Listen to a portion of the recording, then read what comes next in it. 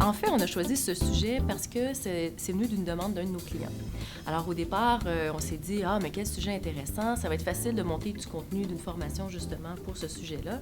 Et quand on a commencé notre recherche, on s'est rendu compte qu'il existait très peu de choses sur comment bâtir une offre d'emploi accrocheuse. Alors, on s'est dit, ben, pourquoi ne pas bâtir justement un atelier avec nos connaissances au niveau des ressources humaines, au niveau des communications, au niveau du marketing, et faire un amalgame de toutes ces connaissances-là pour justement produire un outil qui soit pratico-pratique pour tous les praticiens en RH.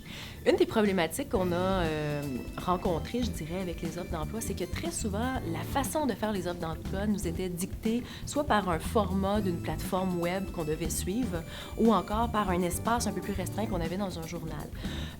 L'autre élément aussi qui venait nous contraindre un peu, c'est que souvent, on partait d'une description de tâche et on la gardait telle quelle pour faire l'affichage de poste. Or, on s'entend, c'est pas ce qui est le plus attrayant en tant que tel. Hein? Très souvent, ça peut être très long, très lourd. Or, ce qu'on veut avec une offre d'emploi, c'est justement être très attrayant, être séduisant, donner le goût aux candidats de venir appliquer chez nous et venir travailler chez nous.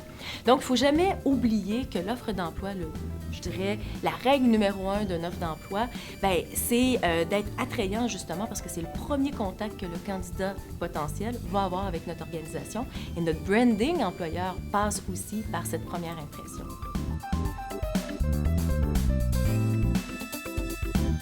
Alors, dans le livre, on retrouve beaucoup de choses. Le but, c'est vraiment d'offrir un guide qui va permettre aux individus, étape par étape, finalement, de concevoir leur offre. Alors, ce qu'on va retrouver, bien entendu, c'est où se situe l'offre d'emploi à l'intérieur du processus de recrutement. On va retrouver aussi les objectifs. Pourquoi je fais une offre d'emploi? Donc, on l'a élargi en termes de publicité de recrutement.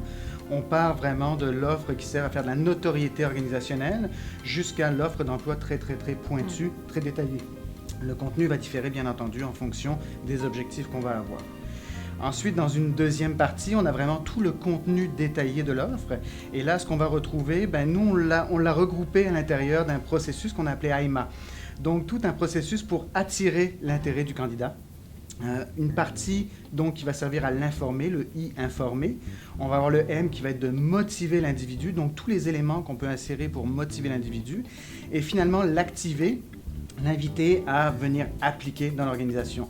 Donc, ce qu'on veut à travers cette offre-là, à travers les différents éléments d'information, c'est attirer son attention, l'informer, le motiver et l'activer comme tel.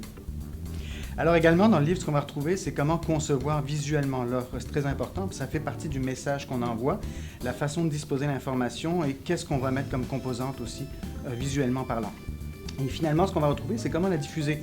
C'est beau d'avoir une super belle offre, mais si ça ne se rend pas aux chercheurs d'emploi, c'est pas très intéressant. Donc, on a passé en revue aussi différentes méthodes pour diffuser cette offre d'emploi, s'assurer qu'elle aille rejoindre le candidat. Alors, avec ce livre, on a vraiment voulu créer un guide pratico-pratique avec beaucoup d'outils, avec beaucoup d'exemples concrets de ce qui se fait à l'heure actuelle sur le marché de l'emploi. Et à qui s'adresse ce livre? Eh bien, à toutes les personnes qui ont besoin de faire du recrutement, que ce soit des professionnels chevronnés ou des juniors.